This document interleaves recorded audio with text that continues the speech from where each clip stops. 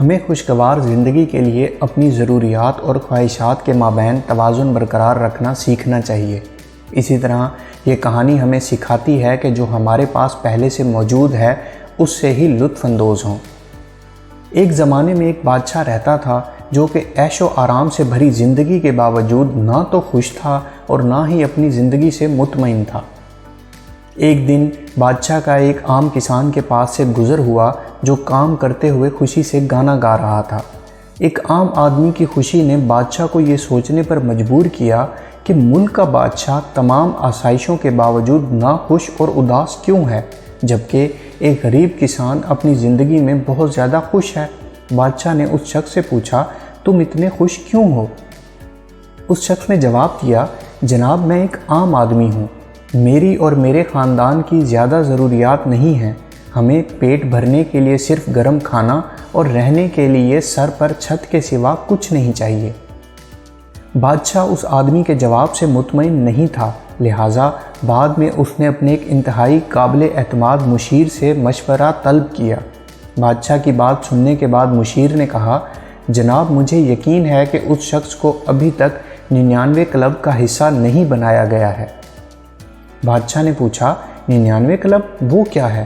مشیر نے جواب دیا، جناب 99 کلب کو سمجھنے کے لیے آپ کو پہلے ایک بیگ میں 99 سونے کے سکے رکھ کر آدمی کی دہلیز پر چھوڑ دینا چاہیے۔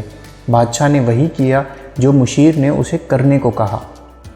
کھیتوں میں کام کرتے ہوئے ایک تھکا دینے والا دن گزارنے کے بعد وہ شخص اپنے گھر واپس آ رہا تھا جب اس نے اپنی دہلیز پر ایک بیگ دیکھا۔ وہ بیگ اپنے گھر میں لے گیا اور اسے کھولا تو خوشی سے اس کی چیخ نکل گئی جب اسے پتہ چلا کہ بیگ سونے کے سکوں سے بھرا ہوا ہے۔ اس نے سونے کے تمام سکوں کو گننا شروع کیا۔ کئی بار گنتی کے بعد اسے یقین ہو گیا کہ یہ صرف 99 سکے ہیں۔ اس نے حیرت سے کہا، کوئی بھی صرف 99 سکے نہیں چھوڑے گا تو وہ آخری سونے کا سکہ کہاں جا سکتا ہے؟ چنانچہ اس نے ہر جگہ نظر ڈالی لیکن اسے 100واں سکہ نہیں ملا۔ تھوڑی دیر کے بعد وہ تھک گیا اور اس نے فیصلہ کیا کہ وہ سونے کا سکہ کمانے کے لیے پہلے سے کہیں زیادہ محنت کرے گا اور 100ویں سکے سے اپنا مجموعہ مکمل کرے گا۔ اس دن سے اس شخص کی زندگی بدل گئی۔ اس نے زیادہ کام کیا اور خوفناک حد تک بد مزاج ہو گیا۔ اس نے 100واں سونے کا سکہ کمانے اور اپنے مقصد کو حاصل کرنے میں اس کی مدد نہ کرنے پر اپنے اہل خانہ کو تنقید کا نشانہ بنایا۔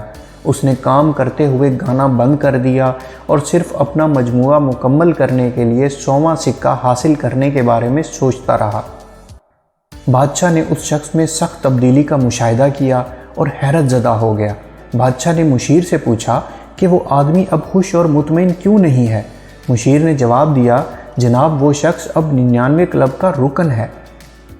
مشیر نے مزید کہا، 99 کلب میں وہ لوگ شامل ہیں جن کے پاس خوش رہنے کے لیے بہت کچھ ہے لیکن پھر بھی وہ اپنی زندگی سے مطمئن نہیں ہیں کیونکہ وہ ہمیشہ اس ایک اضافی چیز کے لیے کوشاں رہتے ہیں اور اپنے آپ سے کہتے ہیں، اگر مجھے میری زندگی میں یہ آخری چیز مل جائے تو میں خوش ہوں گا۔ اسی طرح ہم اپنی زندگی میں کم سے بھی خوش اور مطمئن رہ سکتے ہیں، لیکن جیسے ہی کچھ بہتر حاصل کرنے کی خواہش ہم پر غالب آتی ہے تو جو کچھ ہمارے پاس ہے اس کی تعریف کرنا بھول جاتے ہیں اور عدم اطمینان اور ناخوشی کے دنیا میں داخل ہو جاتے ہیں۔ ہم اپنی بڑھتی ہوئی ضروریات اور خواہشات کی قیمت کے طور پر اپنی نیند اور خوشی کھو دیتے ہیں اور اپنے آس پاس کے لوگوں کو تکلیف دیتے ہیں۔ زندگی میں خوش اور مطمئن نہ ہونا ہی 99 کلب میں شامل ہونا ہے۔ ویڈیو پسند آئی ہو تو لائک کیجئے اور مزید ایسی ویڈیوز کے لیے ہمارے چینل کو سبسکرائب کریں۔ شکریہ۔